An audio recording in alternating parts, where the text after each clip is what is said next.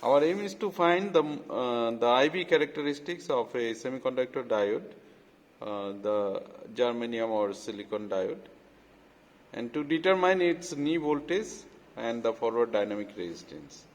So for performing this experiment, we will be taking the semiconductor diode as well as we'll also show the Zener diode.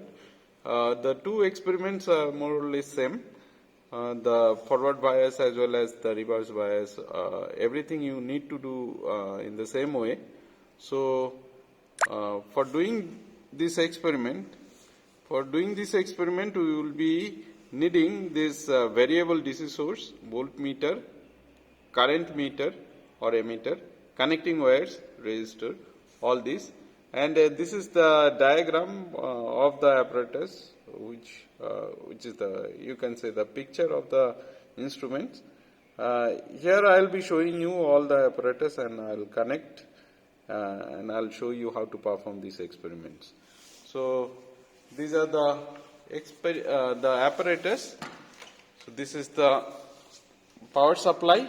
You can see the power supply. It is in switched off condition. So let us switch it on.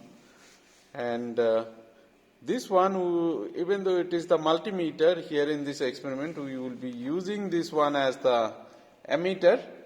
So we will be keeping the knob of this ammeter to this direct current. Here the range of this ammeter will be 20 milliampere of current, which will be good enough to perform this experiment. And this one is the voltmeter. Here we can measure the voltage across the diode. So I will show you the semiconductor diode. This is the semiconductor diode, and you can see the P and N side. This is the P side, this end is the P side, and this is the N side of the semiconductor diode. And the size of this diode is quite big compared to the Zener diode. Let me show you the Zener diode. This is the Zener diode. It is very small, and it is probably it is not focused, and so just little bit. If you can see, this is the very small diode, not focused. This one is the, yeah. So you can see this is a very, very small diode, which is the Zener diode. So both of these two you will be using the same in the same connection for the forward as well as reverse bias condition. For forward biasing, we have to connect the P side of the diode to the positive terminal of the battery and the N side of the diode to the negative terminal of the battery. So let us connect it. This is the P side. Let us first do the forward biasing. So we will be connecting the positive terminal of the battery, the red wire will be connecting to the higher potential side, and this is the resistance to protect the circuit, and then we will be connecting the ammeter. Through ammeter it will go to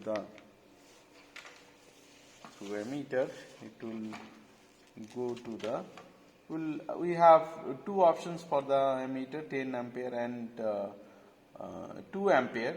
Since we need less amount of current, so we will be connecting this one to a 2 ampere connection, and then the lower side, lower potential will go to the other end or common terminal of this ammeter.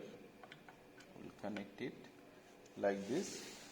Now our circuit will be completed once from the battery it will go through the ammeter.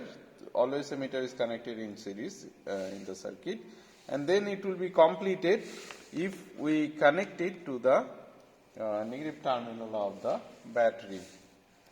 So this is our negative terminal of the power source. Yes. Now we have to measure the voltage across this diode. To measure the voltage, we will be connecting the voltmeter to the across the diode, voltmeter positive, and lower potential side will go to the window. Let us take this black wire.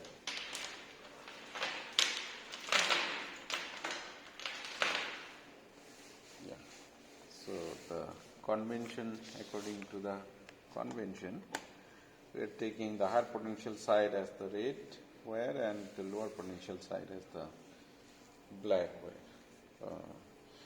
So now what we will be doing, we will be increasing the voltage across this diode. So as a result of which the current will be increasing through this circuit, through the diode, as well as the voltage we can measure across the diode. This is the power supply from which we will be increasing the voltage, and in this circuit the current flow will be increasing as we increase the voltage, but at the same time we will be measuring the voltage across the diode, which will not be increased after getting the knee voltage. That's what we have to check. So according to in your experiment table or observation table, you have been given two columns, one for the current, another for the voltage.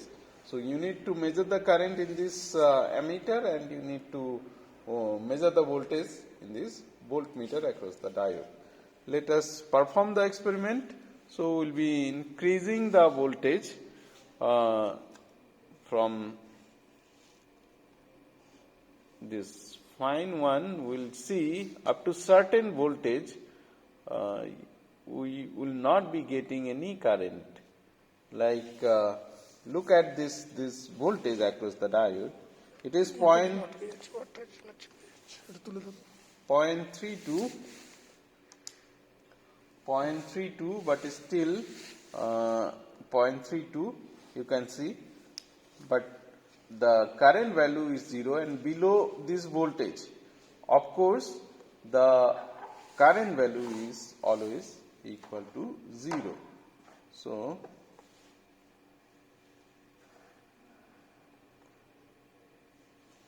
we want to show you the reading which we are.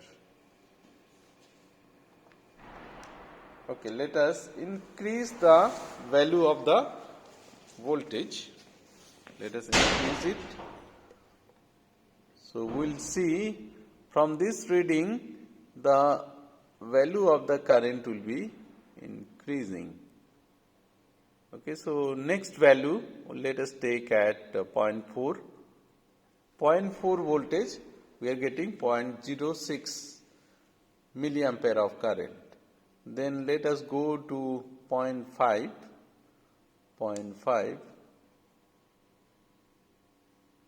So at 0.5 we are getting 0.5 milliampere of current. Now one thing will be interesting, when we approach the knee voltage, then this rate of increase of the current will be faster. So look at the characteristics of the diode.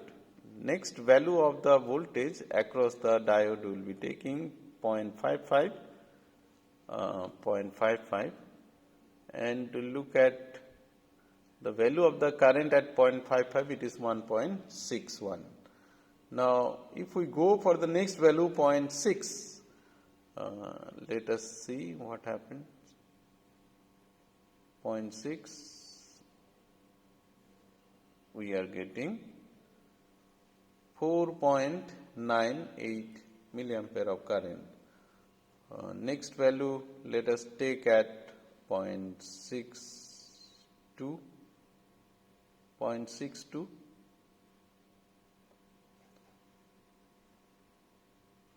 So we are changing the value from the battery or the power supply, but we are noting down the reading from the voltage at voltmeter and ammeter. So 0.62, it is 7.64. You can note down these readings to complete the table. Then we'll increase the value of the current up to 20 milliampere or until we are getting the knee voltage. So our maximum value of the current will go till 20 milliampere, 19 point something. So let's see at what value of the voltage it reaches to that value. Next reading will go to 0.64. 0.64, we are getting 12.08, 0.64. Now we'll go to 0.66, 0.66, we are getting 15.97, and next value, let us go to 0.67 of the volt, 67, yeah, 67 we cannot reach,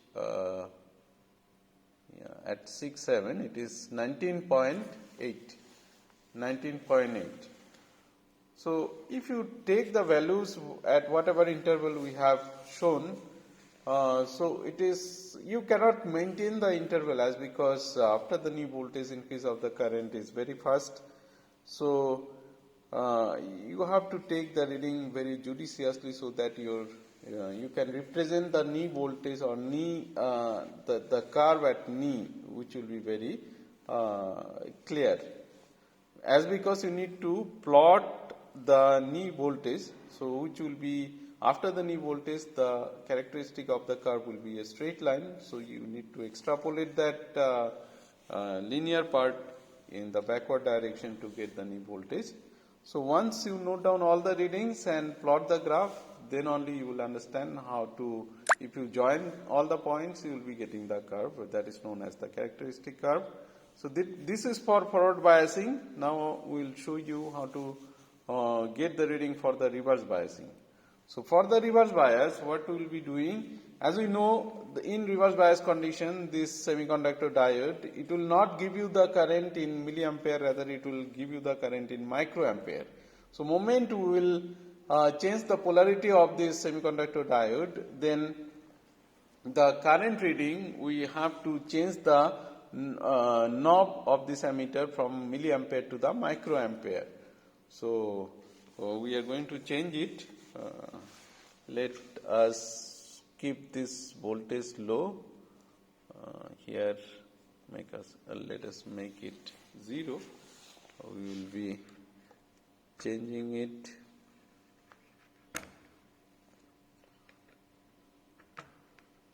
positive side to the negative terminal and N side to the positive terminal, and the ammeter will be microampere range. If you can see the knob, you can notice I have placed it to the 200 microampere. Now what we will be doing, we will be changing the value of the voltage in this voltmeter by controlling it from the power supply to 1 volt, 2 volt, 3 volt, 4 volt, 5 volt, and the corresponding current value will be taking in microampere. So let us take it, let us make it 1 volt, 1. So at 1 we are getting 0.1, almost 0.1 as it is showing, and it is just 1.27, 0.1 microampere. Then our next reading will increase it to 2.5, yeah, 2.5, 0.2 microampere. For this particular voltage, we are getting this microampere of current. Then for the third reading, we will be taking 4,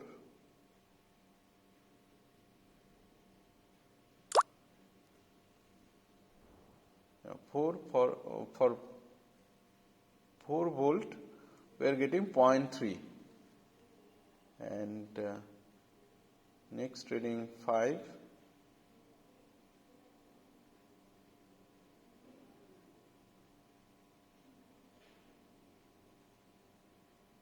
Even at 5 it is not changing, so 5.5 maybe, yeah, at 5.5 it is giving you 0.5.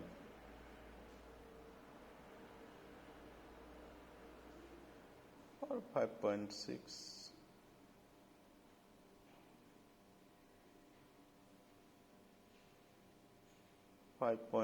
Better to make it. Better to go to 6. Yeah, if we go to 6, let's see. Yeah, even at 6 it remains at 5. So for 6 volt we are getting 0.5 microampere of current. So that is how in the reverse bias condition we are getting this voltage corresponding this current, which is in microampere range. So how to plot the graph? In the same graph sheet you need to plot both this forward bias and as well as reverse bias. To plot this graph we will be taking the scale in with different way. You look at this reverse current. There we have taken the scale in microampere. So here 10 smallest scale division may be equal to 0.5 microampere or 0.1 microampere. In that way you can consider. But as you go for the positive y axis, your forward current will be in milliampere. So that scale you need to take accordingly, as well as for the forward voltage your division 10 smallest scale division maybe you can consider as 0.1 volt, but for the reverse voltage it will be 10 smallest scale division you have to consider as 1 volt. Then only you will be getting the same graph forward as well as reverse bias in the same graph sheet. Otherwise it will be quite difficult if you maintain the same scale for the positive cycle and for the positive axis as well as negative axis. So you need to take your scale judiciously to get the plot in the same graph sheet. That's all. For the Zener diode, actually it will not be in microampere, rather for the reverse bias also it will be in milliampere. And after the Zener breakdown voltage, as you are getting it in case of the forward biasing, it will be similarly, it will be coming like this, and it will be the rate of increase of current will be very high. After the Zener breakdown voltage, the voltage will not be increased, but the current will be increased at very, very high rate.